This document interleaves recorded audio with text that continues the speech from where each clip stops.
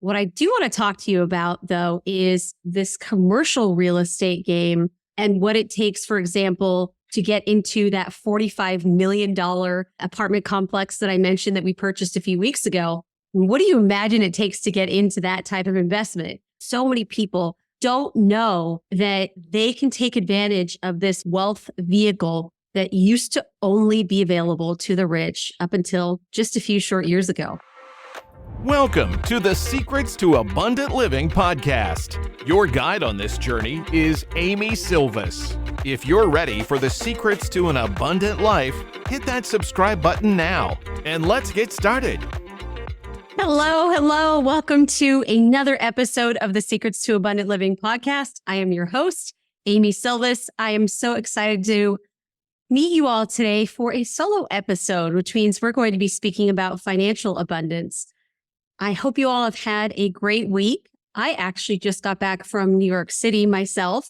Really exciting. It was a fantastic trip. I went to Manhattan. I went to the Hamptons. I went out to Montauk. If you haven't been out there, especially around the May timeframe, gosh, I could not recommend it more. Actually, one of our previous guests, Gunnar Esiason, was out in the Hamptons at the same time as I was. So unfortunately, we just missed each other. We weren't able to coordinate schedules, but just such a beautiful, beautiful area this time of year. Being in Manhattan really made me think about, obviously, Wall Street, stocks, bonds, and mutual funds, and of course, real estate. And I know during our last solo episode, we talked about gold and silver and how gold and silver can be an inflation hedge, how it can be money, all these fascinating things. So I want to talk to you all today about real estate. And I'll never forget, every time I go to Manhattan, I've been, at least a dozen times, sometimes more. I remember when I first went when I was, I think around 12 years old with my mom and my grandma. And of course, hailing from Los Angeles, that didn't really have much of a downtown area, especially not one that, people went to regularly. It was just so interesting to see Manhattan, those tall skyscrapers. And of course, it never occurred to me that one day I could be an owner of a large building like that. Now, granted, I don't own huge skyscrapers in Manhattan, but I was always under the impression that, you grow up and you buy a house and that's the real estate that you own. Thankfully, as you all know, I learned quite a bit about this commercial real estate game that is really open to non-ultra wealthy people now. There was the first Jobs Act, which was over 10 years ago, opened the doors. I'm not going to bore you with too many details to allow people who are not these ultra top 0.1%, 0.01% people to participate in this incredible wealth building vehicle that up until recently was just available to the rich. So I want to talk to you all about that today. Again, within the context of, yes, money is simply our vehicle to our abundance, right? Money gives us that time freedom, that freedom of relationship to be around people that we care about, geographic freedom to hop on a plane like I did on a Friday morning, book a ticket and head out to LAX just a few hours later. True story. That's what I did. And the freedom to really, contribute to society. All of these freedoms that we talk about here on the Secrets to Abundant Living podcast and why these solo episodes are focused on our financial freedom. So if you're like me and most people I talk to, if you want to invest in real estate, a lot of people consider their owner-occupied home an investment. We'll talk about that another episode, whether I agree with it or not. But you're free to think that. And then others think, oh, gosh, I want to also invest and maybe have a rental property. So I'll buy another single family home, maybe close to me, maybe in a state away. Or I'll buy a duplex. Maybe I'll live in one of the units and rent out the other, or triplex, or maybe even, all the way up to a fourplex, which is great, right? That can work really well for people. But the more I talk to investors, the more I talk to people on platforms like LinkedIn, I've noticed folks think the way I used to think about multifamily or apartment or large commercial investing, which is, oh yeah, that's for BlackRock. That's for these mega corporations. When in reality, that's not the case. So I want to talk through today, as part of our financial abundance, the pluses and minuses if you're interested in real estate, what to consider if you're choosing between single family investment or multifamily, otherwise known as apartment investment, or commercial investment. So often multifamily and apartment, if it's over 4 units, is considered commercial. All right, so let's get into it, because this opens up a whole set of options, and we're all about options. I'm not here, as you know, I'm going to repeat it every episode. I'm not giving financial advice. I'm not telling you what to do. I'm simply giving you education and talking a little bit about what I do, so you have the tools to choose what fits your goals, your risk tolerance, and your time horizon, because that's likely not the same as mine, not the same as the person sitting next to you. So who is sitting next to you? There's no one next to me. But yeah, so let's get into that. A lot of folks think, like I used to, that apartments are just single family homes, but more together. But I'm going to enlighten you all and educate you, give you the scoop and the skinny as to why these two investment vehicles are actually completely different. Yes, they can house people. They provide shelter, but so many of the dynamics are different. So let's start off first with financing. So there are pluses and minuses. We're going to go through all of this because I want you to be informed. I want you to be able to decide. I happen to talk to a lot of investors who have done single family and are tired of it and want to invest in multifamily alongside me. We'll talk about what that looks like, but it is an overrepresentation, right? I don't talk to the people who love investing in single family. They have no need to call me and talk to me because they're content with what they're doing. So, but I do hear kind of some of these common misconceptions or areas where I can educate folks. So let's talk about financing. Single family has a big advantage over multifamily or apartment commercial in some ways. And one of those ways is the loan is usually a 30-year term. That's a nice long term, right? The federal government subsidizes home ownership in the United States, unlike most countries in the world. And a 30-year fixed rate loan is an asset in and of itself. Pretty powerful. Now, that loan, however, is recourse, or can be. I'm not going to talk in absolutes. It can be, it often is, meaning that if you are delinquent and the bank has to take back control of the property, I know we all have global financial crisis, PTSD, right? But if that happens, sometimes those banks can go after you personally and your assets outside of just the property to make themselves whole. So it's a risk, right? It's a risk. What if, and we'll talk about vacancy, or for whatever reason, we'll talk about that a little bit later in the podcast episode. But what if you can't pay? You've got to turn the asset back over to the bank because you defaulted. You could be personally liable. So already you're seeing some pluses and minuses, right? Also, as of this recording, you're limited to 4 of those single family type loans that are subsidized by the federal government, right? So if you're looking to grow an empire, to have multiple streams of income, to have more than 4 units, that might be a struggle. There are workarounds. Some of you might be saying, wait a minute, Amy, I know how to get around that. Sure. There are always ways, but let's talk high level and in generalities. That may be a limit. Again, we're not going to talk in absolutes, but something to consider. I have definitely talked to investors who said, yeah, I tapped out on my 4. Now what? All of a sudden, buying another single family isn't as attractive because the debt isn't going to be as good as what I got for my previous 4. Those loans could also be based on income of the person taking out the loan, which is in very sharp contrast in some ways to commercial real estate loans. Now, I know this may feel like we're getting into the nitty gritty, but I think it's important to understand this.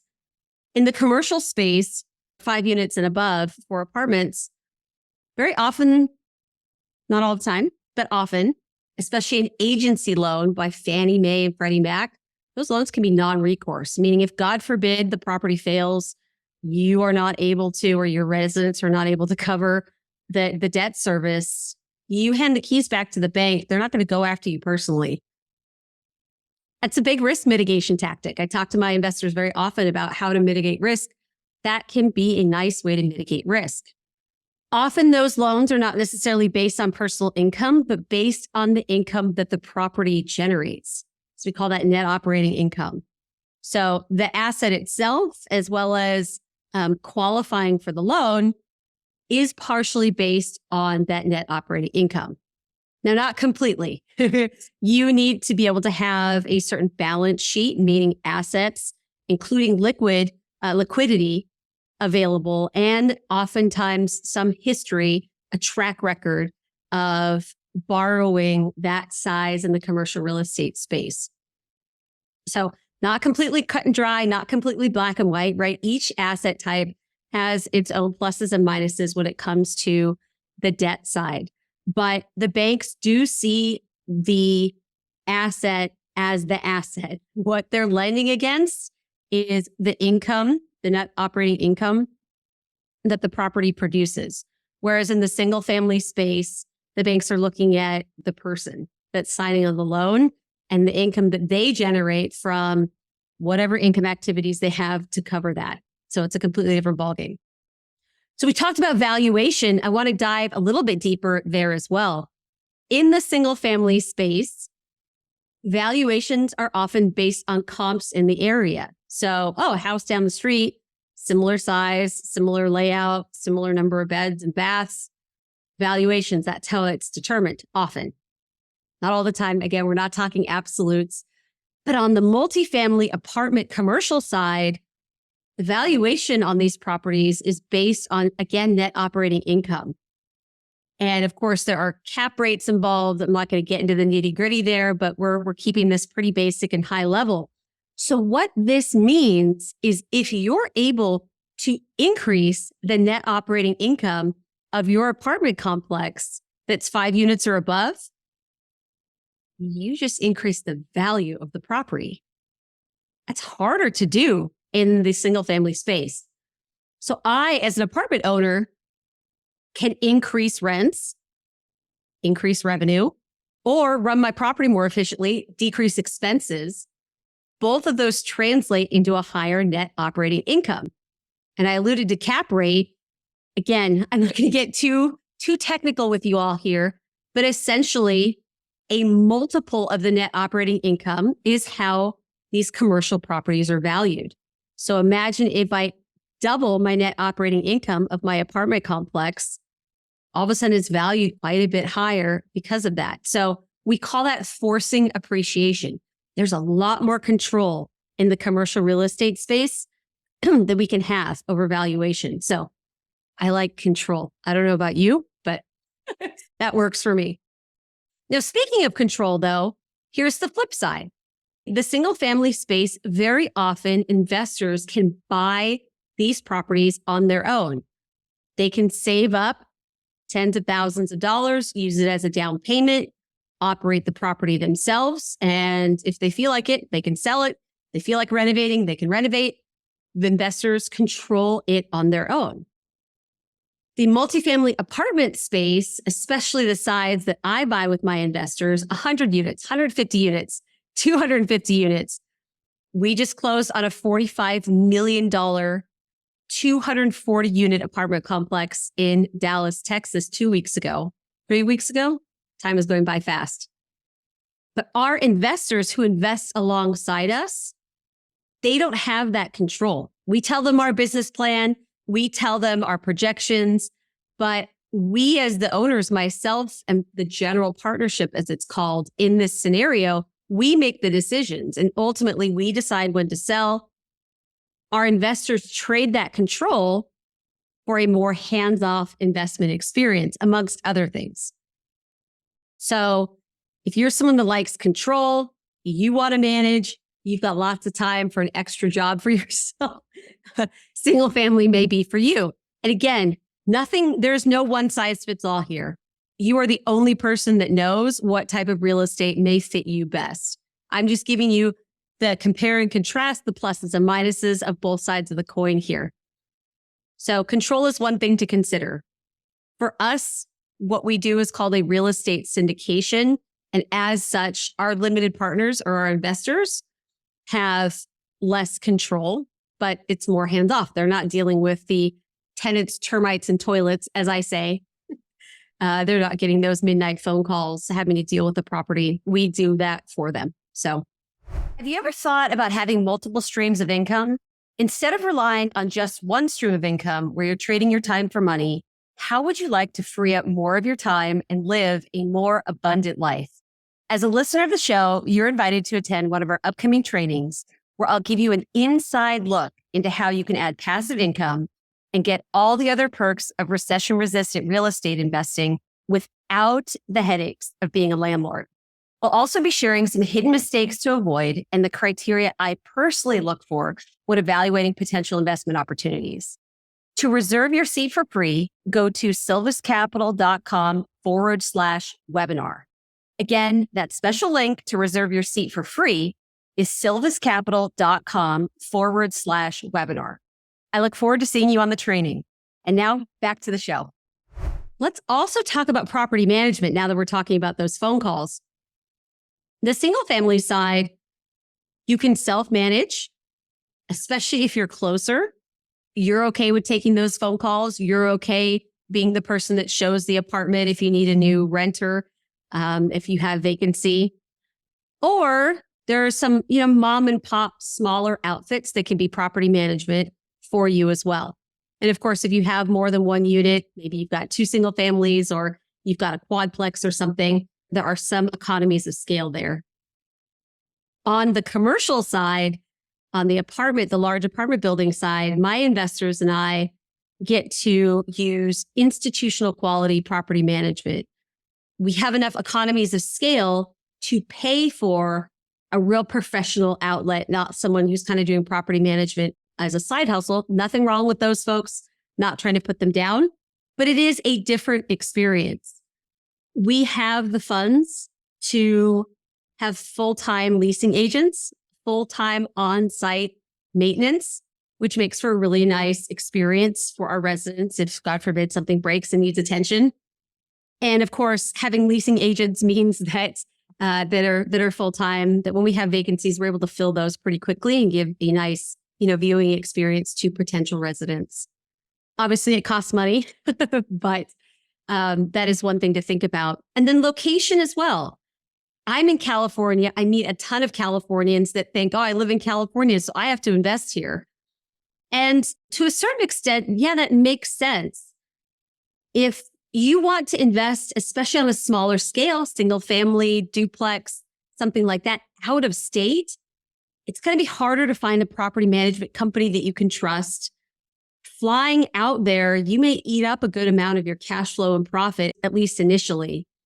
So if you live in a place that isn't necessarily great, like California, with rent control, with eviction moratoriums that just expired after COVID, with not great population growth, with not great job growth, then it's going to be hard to have the scale and the ability to manage the property from afar without good institutional quality property management for your apartment or for your single family. Those apartment complexes are going to make life a bit easier in some circumstances. Again, no absolutes, right? There are no absolutes here, but something to think about. Let's talk about vacancy.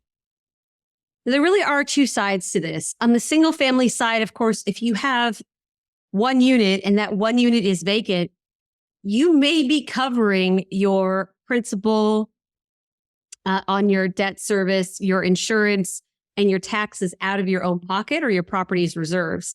That can be a pretty big hit if you're an investor that's relying on cash flow for your financial freedom, right?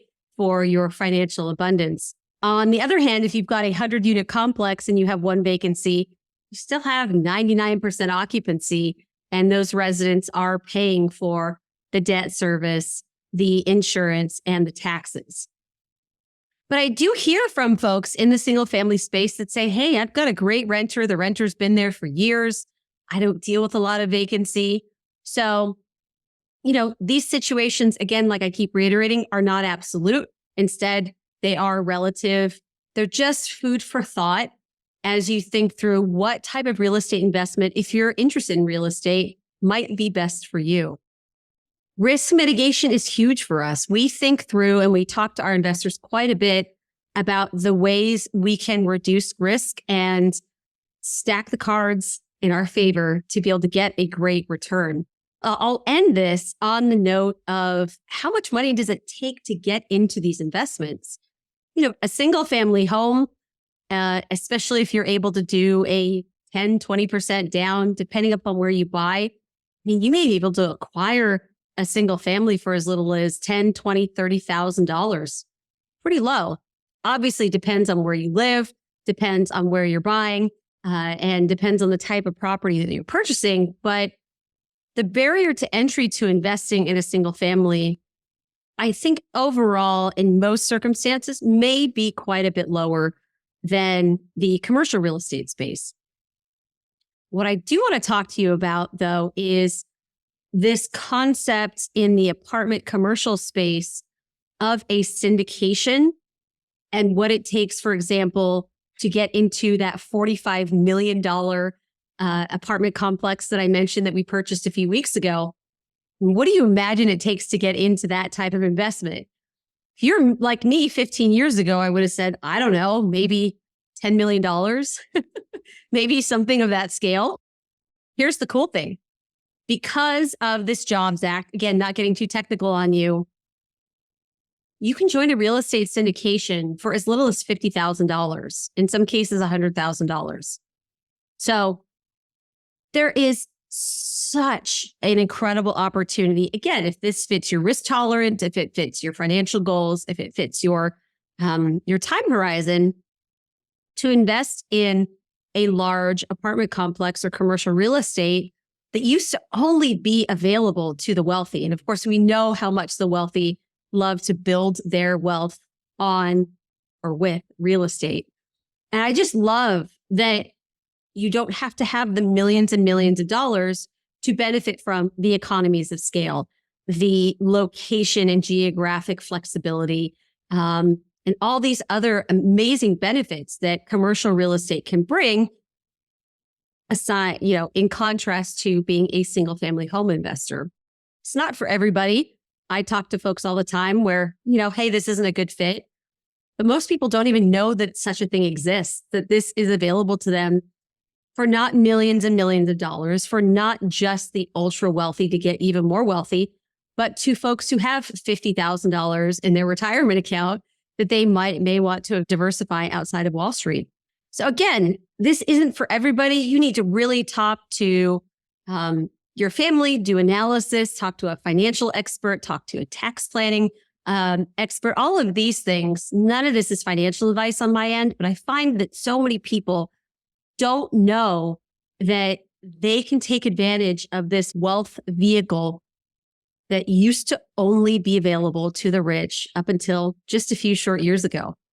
And again, I want to bring this back full circle to the fact that money and wealth are not our end goal here on the podcast, right? It is not my end goal. If you listen to this, I think we're 16, 17 episodes in. It is likely not yours either. You're looking for abundance, and wealth can really help us get to that abundant life that we want to live, spending time with people we love, making sure we're giving to our community, having time freedom to take care of ourselves and not burn ourselves out at our W-2, and all those other incredible things. A syndication in commercial real estate can be a great option, or buying a single family home and operating it yourself and maybe scaling single family by single family can be an incredible opportunity as well. I hope that you found this exciting and interesting. If you have questions, as always, don't hesitate to reach out. You'll see in the links in the show notes I'm on LinkedIn. You can message me anytime. And of course, it means so much to us if you share this episode and give a comment on a review, because it takes a lot of time and effort to do these podcast episodes. I love doing it. I love the feedback that we're getting, but we're only able to continue to provide this information, provide the inspiration to help you live the abundant life you always dreamed of if you continue to support us with those shares and those reviews. Have an amazingly abundant week, everyone. I'm excited to talk to you next week. Thank you so much. We'll talk to you soon. Thank you for joining us on another episode of the Secrets to Abundant Living podcast. We hope you found inspiration and valuable insights that will empower you on your journey towards abundance. If you enjoyed today's episode, don't forget to subscribe, rate, and leave a review. Your feedback means the world to us, and it helps others discover the secrets to an abundant life too. Stay connected with us on LinkedIn, Amy Sylvis. Keep striving for your goals, nurturing your relationships, and embracing the adventure that is life. Until next time, we wish you an abundantly fulfilling day.